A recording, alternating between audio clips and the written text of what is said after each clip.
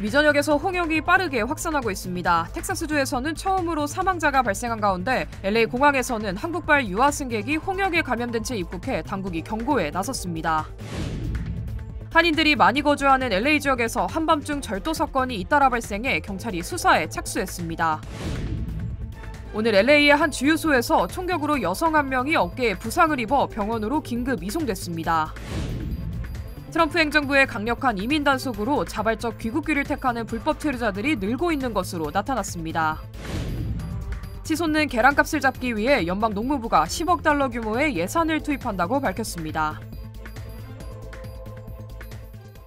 Congratulations. 리차드 호프만 변호사 1,250만 불, 교통사고 1,250만 불 보상.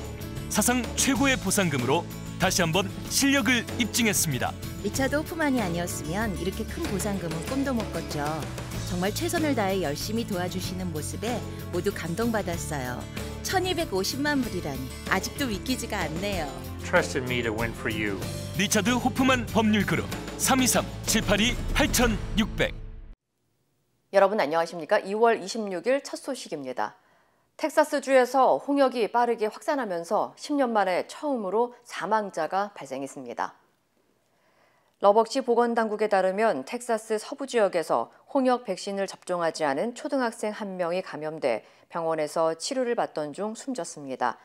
로버트 케네디 주니어 보건복지부 장관은 백악관 내각회의에서 홍역 발병을 주시하고 있다면서도 매년 발생하는 질병으로 드문 일은 아니다라고 말해 논란을 일으켰습니다. 이번 홍역 확산으로 지난달부터 텍사스에서 124명, 뉴멕시코주에서는 9명이 확진 판정을 받았으며 이 가운데 18명이 입원 치료 중입니다. 보건당국은 감염자 대부분이 텍사스 서부 농촌 지역의 어린이들이며 백신을 맞지 않았거나 접종 여부가 확인되지 않은 사례가 많다고 설명했습니다. 한편 홍역은 발열과 발진, 기침 등의 증상을 동반하는 호흡기 전염병으로 심하면 실명, 폐렴, 뇌염, 뇌부종을 유발할 수 있습니다. 연방질병통제예방센터에 따르면 홍역 백신을 2차례 접종할 경우 예방 효과가 97%에 달하는 것으로 나타났습니다. 한편 LA 국제공항을 통해 입국한 한국발 승객에게서 홍역 감염 사례가 확인돼 보건당국이 경고에 나섰습니다. LA 카운티 보건국에 따르면 지난 19일 대한항공 KE11편을 타고 탐브래들리 국제터미널 B로 입국한 유아 승객 한 명이 홍역 확진 판정을 받았습니다. 당국은 2월 19일 오후 1시부터 4시 사이에 해당 터미널에 있었던 사람들은 홍역에 노출됐을 가능성이 있으며 감염됐다면 7일에서 최대 21일 사이에 증상이 나타날 수 있다고 경고했습니다. 보건당국은 연방질병통제예방센터와 협력해 감염 위험이 있는 승객들에게 개별적으로 통보할 예정이라고 밝혔습니다. LA와 인근 지역에서 한밤중 절도 사건이 잇따르면서 치안에 비상이 걸렸습니다. 경찰에 따르면 어젯밤 셔먼옥스와 스튜디오시티, 놀스 할리우드, 선밸리 등에서 총 5개 업소가 절도 피해를 입었으며 최소 15명의 용의자가 연루된 것으로 추정되고 있습니다. 특히 스튜디오시티의 한 부티크에서는 용의자가 창문을 부수고 침입해 의류와 가방을 훔쳐 달아났으며 영화 소품 창고를 포함한 다른 4곳의 상점도 절도 표적이 됐습니다. 경찰은 이번 사건들이 조직적인 범행일 가능성이 크다고 보고 연관성을 조사 중이며 현재 소품 창고 절도와 관련해 용의자 한 명이 체포됐고 추가 용의자 검거에도 나섰습니다. 이달 초 팔러스 버디스 지역에서도 빈집털이 범죄가 급증하며 한인 주민들의 불안도 커지고 있습니다. 당국은 집이 비어있다는 사실이 외부에 노출되지 않도록 주의하고 장기간 집을 비울 경우 이웃에게 우편물이나 전단지 수거를 요청하며 여행 계획을 소셜미디어에 공개하지 말 것을 권고했습니다. 또한 출입문 잠금 확인과 보안 카메라 설치 등 예방 조치를 철저히 할 것을 당부했습니다. 오늘 아침 LA의 한 주유소에서 총격 사건이 발생해 경찰이 수사에 나섰습니다. LA 경찰국에 따르면 오늘 오전 9시 19분쯤 웨스트 게이지 애비뉴와 사우스 피게로와 교차로의 쉐브론 주유소에서 총격 사건이 발생했습니다. 경찰은 현장에서 어깨에 총상을 입은 여성을 발견했으며 여성은 긴급 응급처치를 받은 후 인근 병원으로 이송된 것으로 알려졌습니다.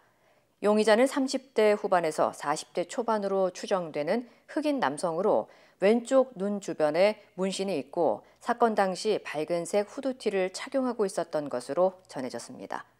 한편 경찰은 도주한 용의자를 수색하고 있으며 주변 일대를 통제하고 사건과 연관된 것으로 의심되는 검은색 BMW SUV 차량과 정확한 사건 경위 등을 조사 중이라고 전했습니다. 트럼프 대통령의 대대적인 이민 단속으로 자발적으로 귀국행을 택하는 불법 체류자가 늘고 있는 것으로 나타났습니다. 뉴욕 포스트에 따르면 트럼프 행정부가 도입한 이민 제한 정책에 따라 수천 명의 불법 입국자들이 국경 횡단을 중도 포기하거나 미국 내 불법 체류자들이 자발적 귀국행을 선택하고 있는 것으로 전해졌습니다. 특히 멕시코 정부가 지원하고 있는 귀국 항공편에 탑승하기 위해 매일 수백 명의 불법 입국자들이 항공편 대기 명단에 등록하고 있다고 덧붙였습니다. 이는 새로운 정권에 따른 실질적인 망명 신청 어려움과 미국 내 불법 체류자들 사이에서 공포감이 확산하고 있기 때문인 것으로 해석됐습니다.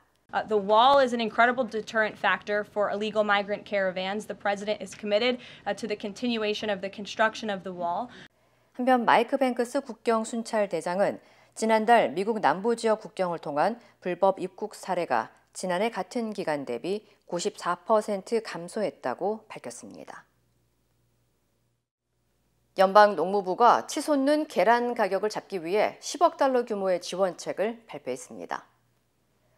브루 콜린스 농무부 장관은 조류 독감이 2022년부터 가금류 농가를 황폐화시키고 계란 공급에 큰 타격을 줬다며 이를 해결하기 위해 대규모 예산을 투입할 것이라고 밝혔습니다. Day one, I'm sworn in and go to my new office at USDA headquarters in Washington, and the very first briefing I have is on the avian flu. One chicken for every person in the U.S. have ample supply, and we're at about a 50 million bird deficit right now. 농무부는 가금류 농장의 바이오 보안 평가를 강화하기 위해 5억 달러를 지원하고 조류 독감 피해 농가 보상도 확대할 계획이라고 밝혔습니다. 또한 백신과 치료제 연구를 지원하고 산란계 사육 규제를 완화해 일반 가정에서도 닭을 쉽게 기를 수 있도록 할 방침입니다. 단기적으로 계란 공급을 늘리기 위해 해외 수입도 검토 중이라고 덧붙였습니다. 공화당이 캘리포니아주에 2035년 무공해 승용차 판매 의무화 정책을 폐기하는 방안을 추진하고 있습니다. 뉴욕타임즈와 로이터 통신에 따르면 공화당은 의회 검토법을 활용해 바이든 정부가 승인한 캘리포니아주의 친환경차 정책을 무력화할 계획입니다. 캘리포니아주는 2035년부터 휘발유 차량 판매를 전면 중단하기로 했으며 현재 미국 내 11개 주가 이 정책을 따르고 있습니다. 하지만 공화당은 캘리포니아의 전기차 정책이 경제와 자동차 시장에 미치는 영향이 크다며 폐기를 추진하고 있습니다. 캘리포니아주는 1970년 청정대기법에 따라 연방정부보다 강력한 환경 규제를 시행할 수 있는 면제 조항을 보유하고 있어 이번 공화당의 움직임이 법적 논란을 불러일으킬 가능성이 큰 것으로 알려졌습니다. 한편 트럼프 대통령은 대선 기간 동안 전기차 지원 정책을 폐기하고 석유, 가스, 시초 확대를 공약한 바 있습니다. 엘라바마주에서 미성년자 대상 성범죄 단속이 진행돼 한인을 포함한 11명이 체포됐습니다. 오펠라이카 경찰국에 따르면 이번 단속은 리카운티 지방검찰청과 연방국토안보부 그리고 인신매매 피해자를 지원하는 비영리 단체와 협력해 지난 20일부터 이틀 동안 진행됐으며 그 결과 20대에서 40대 남성 11명이 검거됐습니다. 당국은 체포된 용의자들이 온라인을 통해 미성년자에게 접근한 뒤 불법적인 성적 접촉을 시도한 혐의를 받고 있다고 밝혔습니다. 체포된 용의자 가운데 한인 2명이 포함됐으며 28살 한인 이승윤 씨는 한국 국적자로 알려졌고 43살 이기상 씨는 시민권자로 추정되며 모두 미성년자 성매수를 시도한 혐의로 적발됐습니다. 특히 이기상 씨는 회계사로 지난 2017년부터 6년 동안 민주평통 애틀랜타 협의회 재무와 자문위원으로도 활동한 바 있습니다. 오펠라이카 경찰국은 미성년자 성범죄에 대한 강력한 단속을 지속할 방침이라고 강조했습니다. 현대차가 오프로드 주행을 위해 설계한 첫 번째 전기차 아이오닉 5 XRT를 공개했는데요. 강렬한 디자인과 특수주행 시스템을 갖춰 거친 지형도 거침없이 달릴 수 있는 전기차라는 평가를 받고 있습니다. 전기차의 새로운 가능성을 연 아이오닉 5 XRT, 어떤 특징이 있는지 여준호 기자가 알아봤습니다. 자갈길을 빠르게 질주하고 울퉁불퉁한 모래밭도 흔들림 없이 가로지릅니다. 전기차론 쉽지 않은 험로도 안정감 있게 돌파합니다. 현대차가 오프로드 주행을 겨냥해 설계한 첫 번째 전기차 아이오닉 5 XRT입니다.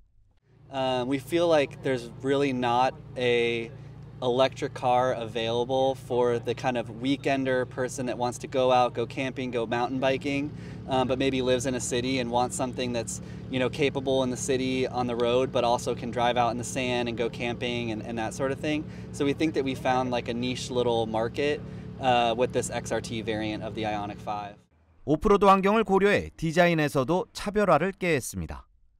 전면부 범퍼에 장착된 견인고리는 아웃도어 활동에 적합한 실용성을 제공하고 디지털 카모 패턴 디자인을 더해 차체의 강인함을 강조했습니다. 주행 성능도 한층 더 업그레이드됐습니다. 특히 오프로드에 최적화된 올터레인 타이어와 특수 설계된 서스펜션은 사막부터 산길까지 어떠한 지형에서도 뛰어난 주행 성능을 보여줍니다. 듀얼 모터 4륜구동 시스템은 미끄러운 경사면이나 불규칙한 지형에서도 안정적인 주행이 가능하고 특히 도로 상황에 맞게 변경 가능한 지형 모드는 거친 도로에서 강한 성능을 발휘합니다. So you can actually select modes where it's optimized for mud, sand, snow conditions, and the vehicle in terms of the throttle calibration, the vehicle tire slippage is optimized for the road surface conditions. And this really does give it additional capability that is beyond a normal Ioniq 5. 또 NACS 충전 포트로 충전 활용도가 높아졌고 향상된 배터리 기술로 주행 가능 거리는 30마일 증가했습니다. 현대차는 시장의 수요를 충족하기 위해 실용성과 활용도가 높은 다양한 전기차 모델을 선보일 계획입니다. 도심 주행에 최적화됐던 전기차가 진화를 거듭하며 오프로드와 아웃도어 시장까지 영역을 넓혀가고 있습니다. MBC 뉴스 여준호입니다.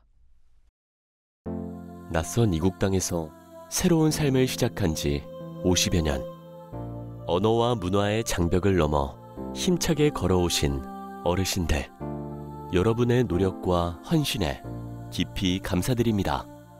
이제는 편안하고 행복하게 살아가시길 바랍니다.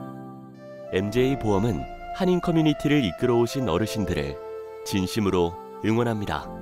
말이 통하는 종합보험 MJ보험. 보장받은 혜택이 사용하기 어려워서 답답하신가요? 아스티바헬스는 OTC 제품과 허브 보충제 등 다양한 항목에 사용할 수 있는 $720 플렉스 혜택 카드를 즉시 제공합니다. 자세한 사항은 1888-688-8584로 문의하세요. 윤 대통령 탄핵 심판의 모든 변론 절차가 마무리됐습니다. 이젠 헌법재판관 8명의 결정만 남았는데요.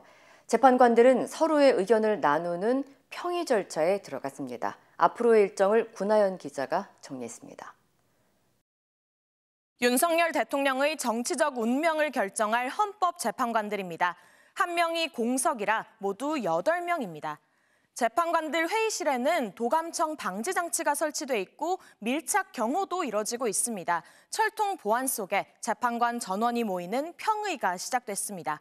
평의에서는 11차례 변론을 거친 윤 대통령 탄핵 심판의 쟁점을 살피고 쟁점을 토론합니다. 일정과 내용은 모두 비공개입니다. 사건의 중요성과 전례에 비춰보면 선고 직전까지 매일 평의가 열릴 것으로 보입니다. 다음은 파면 여부를 확정짓는 평결을 거칩니다. 이 사건의 주심인 정영식 재판관이 먼저 의견을 내고 최근에 임명된 재판관들 순으로 의견을 표시한 뒤 맨 마지막에는 문영배 소장 권한대행이 의견을 내는 게 관례입니다.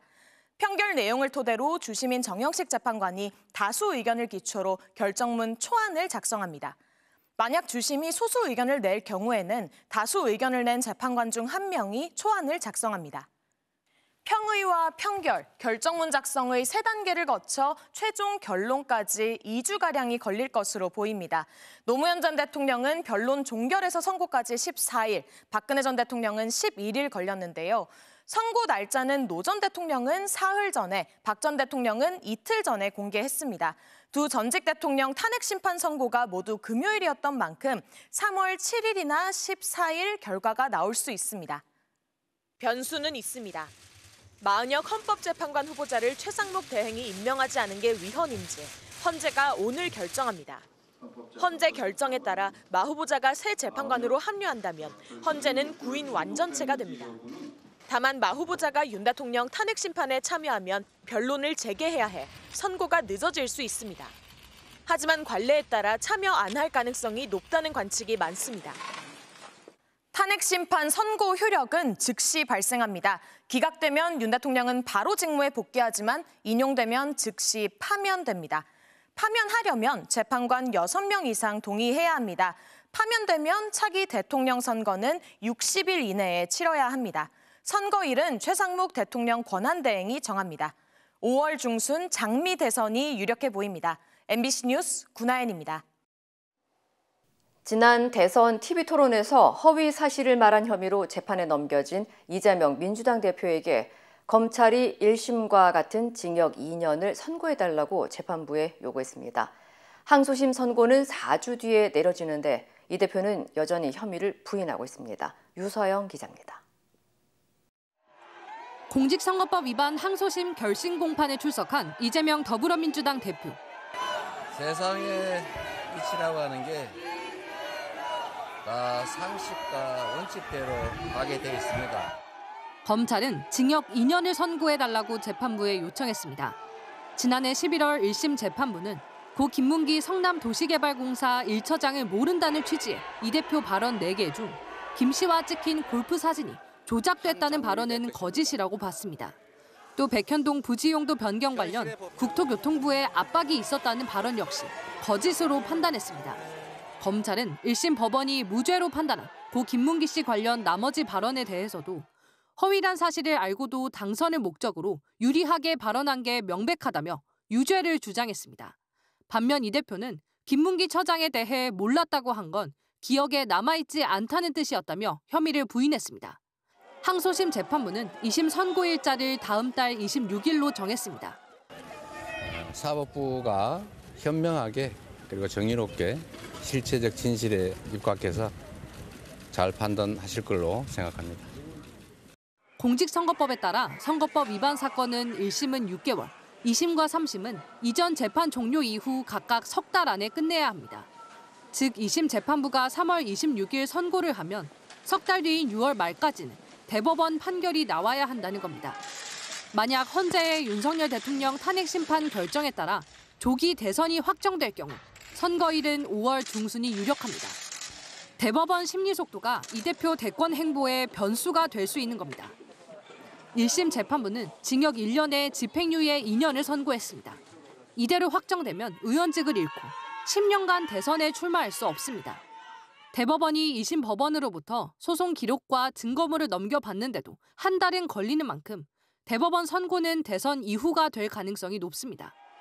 항소심에서 당선 무효형이 유지되든 그 반대의 경우도 이 대표는 대법원이 한창 사건을 심리하는 가운데 선거운동을 할 가능성이 클 걸로 보입니다. MBC 뉴스 유서입니다.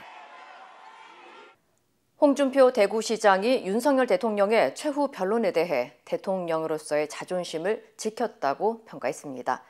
그러면서 자신이 준비된 대선 후보임을 강조했고 또 다른 주자로 언급되는 한동훈 전 대표는 혹평했습니다. 조재영 기자입니다. MBC 100분 토론에 출연한 국민의힘 홍준표 대구시장. 윤석열 대통령의 탄핵 심판 최후 변론을 긍정적으로 평가했습니다. 대통령으로서는 자기 자존심 지키면서 그 정도 얘기할 수는 있었다. 더 이상 물러서고 그렇게 하면 좀 비굴해 보이지 않았을까. 3주 전 대통령실 관계자가 대구로 찾아와 대통령이 최종 진술에서 조기 하야 의사를 밝히는 게 좋지 않겠냐고 본인이 얘기해줬다며 12.3 비상계엄은 불법 행위가 아니라 부적절한 국정 운영이라 탄핵은 적절하지 않다고 했습니다. 굳이 그거 가지고 파면까지 하는 것은 적절하지 못하다. 헌법재판소의 탄핵 심판 과정이 매끄럽지 못하다. 탄핵 찬성 집회보다 반대 집회에 사람들이 훨씬 더 많다고도 주장했습니다. 하지만 박근혜 전 대통령 탄핵 당시 시간이 너무 부족했다며 조기 대선 준비는 필요하다고 강조했습니다. 자신은 대구시정 외의 나머지 시간은 차기 대선 준비를 할 것이라며 다음 대선이 인생 마지막 승부라고 말했습니다. 다른 대선 주자 언급은 자제했지만 유독 한동훈 전 대표는 혹평했습니다. 참 그 유감스러운 게 이 사태까지 오게 된 게 누구 책임입니까? 윤석열 대통령 책임. 아니에요? 누구 책임이에요? 그건 한동훈 책임이죠. 여당 대표는 대통령과 원만하게 협력해야 하는데 사사건건 충돌하면서 결국 탄핵 소추안 통과와 전국 혼란이 왔다는 겁니다. 윤 대통령과 한 전 대표에게 똑같이 책임이 있다며 정치 활동 재개에 대해서는 으름장을 놨습니다. 어쨌든 한동훈 대표의 충분히 이야기 다 했으니까 어쨌든 하든 말든 그 내가 관여 안 하겠어. 잠시만요, 대표님. 대신 들어오면 나한테 죽는다. 명태균 리스크에 대해서는 이른바 황금폰에서 본인 목소리가 나온 게 있냐며 의혹을 거듭 부인했고 특검법이 통과돼도 상관없다고 밝혔습니다. MBC 뉴스 조재영입니다. 국민의힘 한동훈 전 대표가 책 출간과 함께 본격적인 조기 대선 행보에 돌입했습니다. 특히 비상계엄 직후 상황이 담긴 책 내용이 주목을 받고 있는데 당내에서는 불편한 기류도 감지되고 있습니다. 김민영 기자입니다. 한 전 대표는 책 전반부에 작년 12월 비상계엄과 윤석열 대통령 탄핵소추, 또 대표 퇴진까지 과정과 소회를 담았습니다. 작년 12월 3일 비상계엄 당일 한 대표는 자신이 군사장비에 관심이 많은 소위 밀덕인데 계엄군이 착용한 렌즈 4개짜리 야간 투시경을 보고 놀랐다.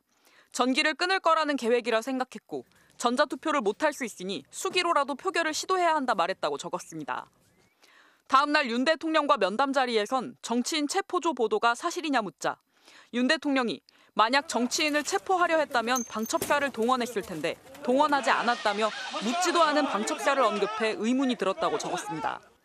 도대체 어쩌려고 이러나 오래전부터 알던 그 사람이 정말 맞나 하는 생각이 들었다고도 적었습니다.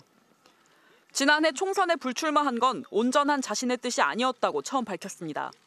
윤 대통령이 총선을 이기려면 지역구든 비례든 불출마하라고 요구했다는 겁니다. 윤 대통령에게 고마운 마음이 크고 사적 인연으로 괴로움이 컸다고 밝히면서도 지난 1년간 가장 용기 있게 대통령 잘못을 바로잡으려 했던 사람이 자신이라고 스스로 평가했습니다. 친한계를 제외한 여당 분위기는 싸늘했습니다. 지금 그런 대권 행보를 할 때인가 이런 생각이 들고요. 별로 말씀드리고 싶지 않습니다. 그동안 탄핵 반대를 외치던 친윤계 의원들 입장에선 책 출간 자체가 불편했던 걸로 보입니다. 한 전 대표는 다음 주 중 책 관련 일정을 소화하며 본격 등판할 것으로 알려졌는데 조기 대선 국면과 맞물리면서 여권에 상당한 파장을 불러올 전망입니다. MBC 뉴스 김민영입니다. 트럼프 대통령이 오랜 우방국인 캐나다에 관세 전쟁을 선포하며 양국의 갈등이 최고조에 이르렀는데요. 캐나다의 카페들 사이에서 메뉴판에 아메리카노 음료를 캐나디안으로 고쳐 적는 운동이 번지고 있습니다. 관련 소식 전해드립니다. 트럼프 대통령의 관세 전쟁 선포와 더불어 캐나다가 미국의 51번째 주가 될 것이라는 돈 없는 도발에 캐나다의 카페들이 발끈했습니다. 에스프레소 커피에 물을 타서 마시는 아메리카노 음료를 캐네디안으로 고쳐 부르기 시작한 건데요. 미국의 괴롭힘에 대한 거부 의사를 보여줘야 한다는 취지입니다. 트리도 캐나다 총리가 자국산 구매를 촉구하자 전국적으로 미국 여행을 취소하거나 캐나다산을 구매하려는 움직임이 크게 확산했습니다. 트럼프 대통령의 최측근인 일론 머스크의 캐나다 시민권을 박탈하자는 청원에 30만 명 넘게 참여하기도 했고요. 캐나다의 애국심 물결은 캐나다 국기 구매로 이어져 국기 매출이 전년 대비 갑절로 뛰었습니다. 트럼프 대통령은 앞서 캐나다 상품에 25%의 관세를 매기겠다는 방침을 한 달 유예하기로 했고 캐나다와 관세 협상을 이어가고 있습니다. 아프리카 수단의 제2도시 옴두르만의 한 공군기지 인근에서 수단 정부군의 군용기가 이륙 직후 추락했습니다. 이번 사고로 46명이 숨지고 10명이 다쳤는데요. 군용기가 주택가에 떨어지면서 인명피해가 컸습니다. 이번 사고는 지난 20년간 북아프리카에서 발생한 가장 치명적인 비행기 추락 사고 중 하나라고 AP통신은 전했는데요. 정부군은 추락 원인은 구체적으로 밝히지 않았지만 익명을 요구한 군 소식통은 기술적 고장을 원인으로 전했습니다. 수단에선 정부군과 반군 신속지원군이 지난 2023년 4월부터 22개월째 내전을 벌이고 있습니다.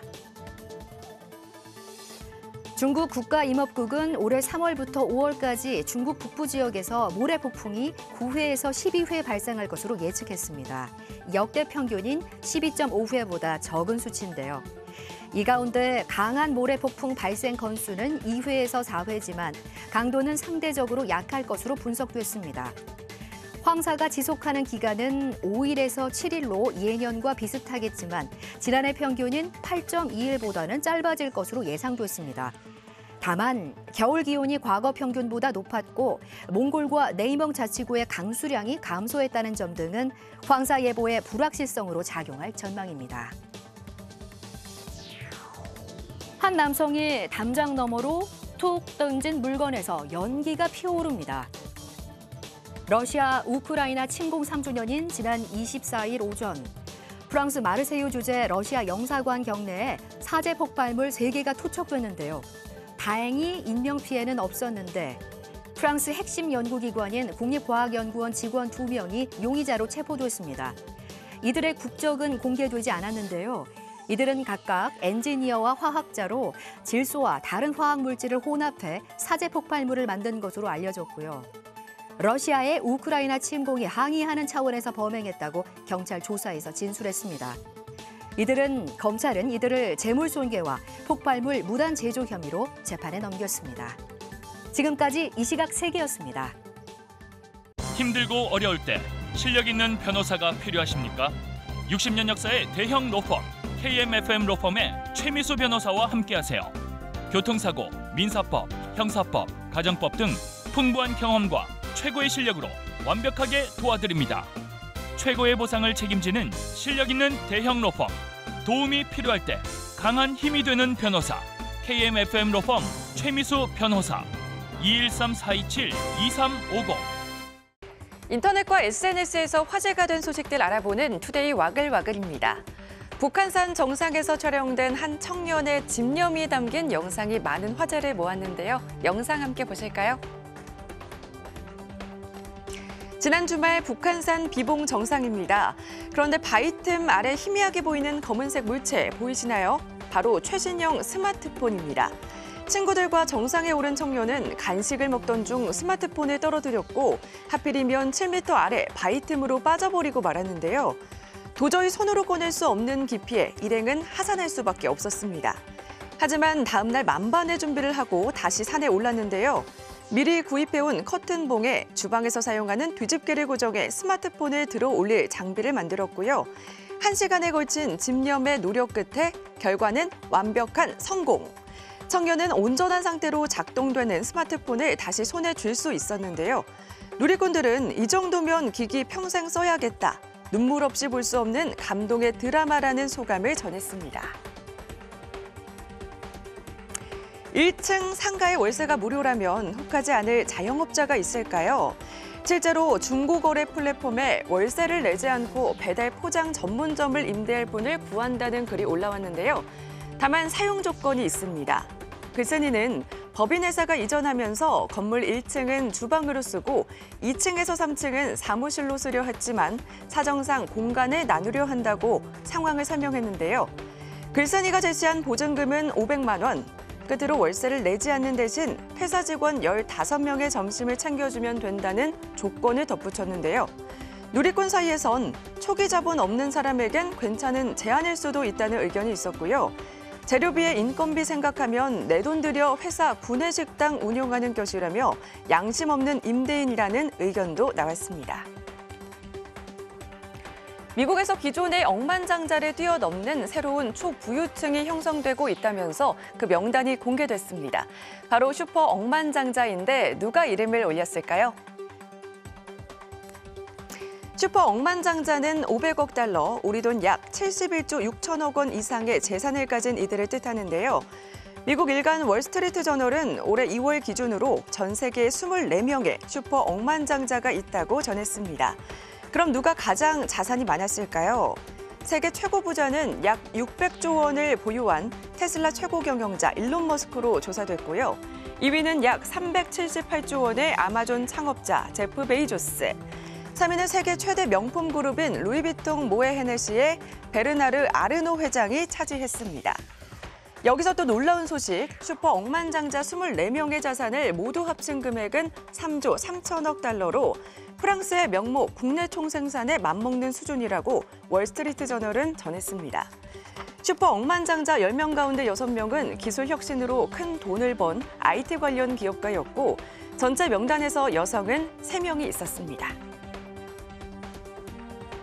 네, 터벅터벅 길을 걷는 여성 뒤로 손살같이 달리던 차량이 달려듭니다. 거의 날다시피 빠른 속도로 주차된 차를 들이받은 차량. 길을 걷던 여성 옆으로 아슬아슬하게 비켜가는데요. 와, 정말 큰일 날 뻔했죠. 이 정도면 차를 들이받은 게 천운인 것 같기도 합니다. 최근 브라질에서 생긴 일이고요. 조사 결과 운전자의 음주 혐의는 없었고 조작 실수 때문에 발생한 사고로 전해졌습니다. 영상을 접한 누리꾼들은 차량도 잘못이 있지만 멀쩡한 인도를 두고 차도를 걷는 사람도 이해가 안 된다. 그래도 모두가 무사해서 다행이라는 반응을 보였습니다. 투데이 와글와글이었습니다.